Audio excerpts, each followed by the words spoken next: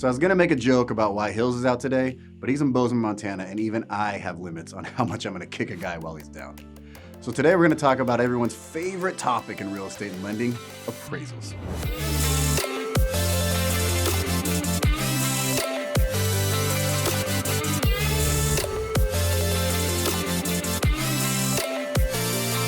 I know, you're thinking, but Bryan, what could you possibly have to say about the arm of the industry that has run so flawlessly and executed to such perfection at every opportunity? Well, I'm glad you asked. And since you asked so nicely, I'm gonna change gears real fast and we're gonna dive right into it. You may remember the story last year, the black couple from Florida whose home appraised 40% higher on a second appraisal. What changes did they make, you ask? Side note, please stop asking questions while I'm trying to do the show. It makes it way too meta and it messes up my flow.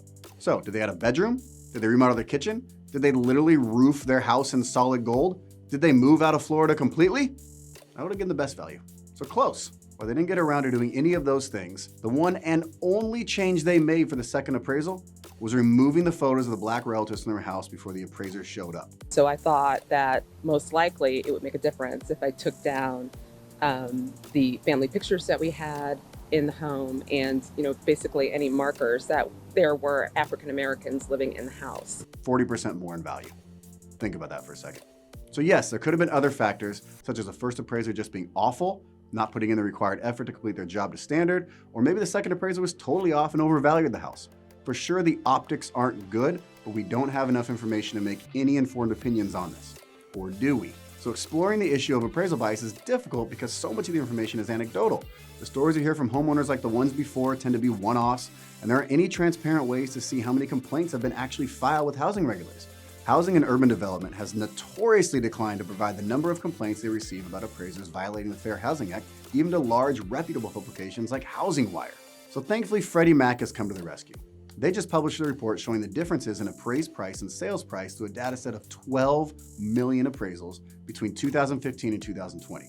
And I'd say that's probably a large enough data set. So here's what the data show. In census tracts where at least half the population was white, 7% of home appraisals were less than the contracted sales price. In census tracts where at least half the population was black, 13% of appraisals were less than the sales price. Meanwhile, in census tracts where at least half the population was Latino, 15% of appraisals were less than the sales price. It gets even worse, guys. And in census tracts where more than 80% of the population was black or Latino, the percent of appraisals that came in under the sales price was even larger. So again, one can make the argument this doesn't prove appraiser bias, but only because the intent is so hard to prove. Even without proving bias, this definitely says something about it. Let's dig a little deeper into what the research actually showed, shall we?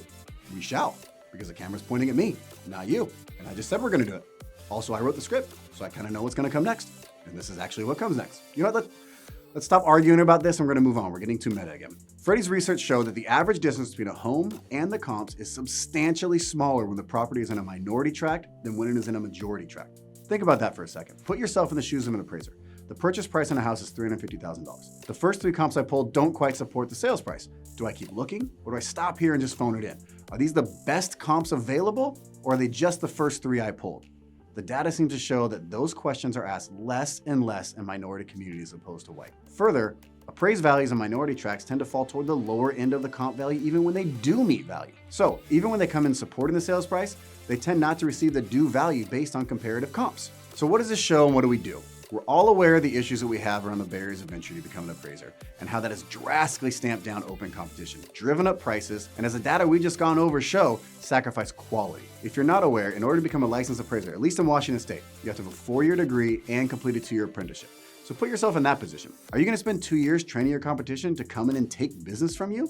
And speaking with Ken Perry, name drop, CEO of Knowledge Cube yesterday, he talked about how in Oregon, they're lobbying to have the 2-year apprenticeship waived. That's one great idea. What ideas do you have to both open up competition and still have a high baseline standard for our appraisers?